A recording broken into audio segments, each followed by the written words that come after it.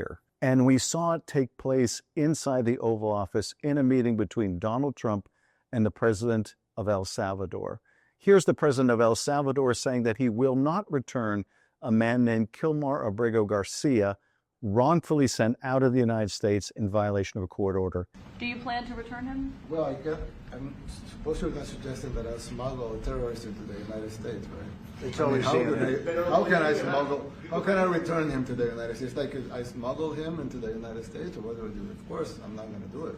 It's like, I mean, the question is preposterous. That's right. He says it's preposterous to suggest that he could return a man that was wrongfully sent to his country and is now languishing in a maximum security prison. But more important than what Mr. Bukele said is what Donald Trump said.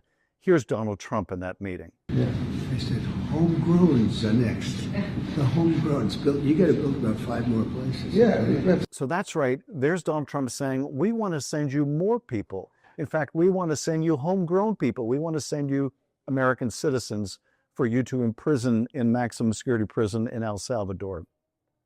So why is this a constitutional crisis?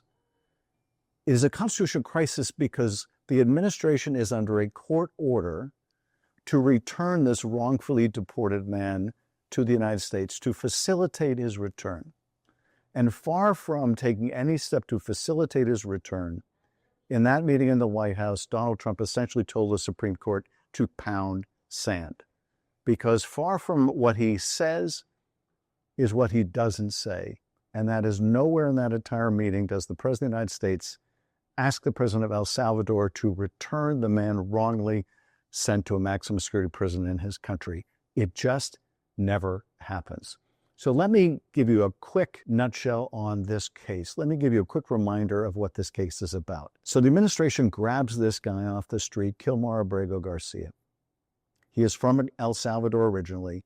He came to this country illegally, but a court found that if he were returned, he might be the victim of gang violence.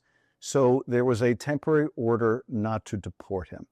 In violation of that order, they deported him anyway. The Trump administration has said this was a mistake. They called it a clerical error, as if they were ordering too many staples. But they've acknowledged that this was a mistake and illegal. Nevertheless, you have some administration figures even today lying about it. Here's Stephen Miller. He was not, no, Bill's important. He was not mistakenly sent to El Salvador. Okay, so do you still He's believe an illegal he is a alien member of from MS? El Salvador? But that's just wrong. Some of the highest lawyers in the Justice Department acknowledged to the court they illegally sent this person out of the country by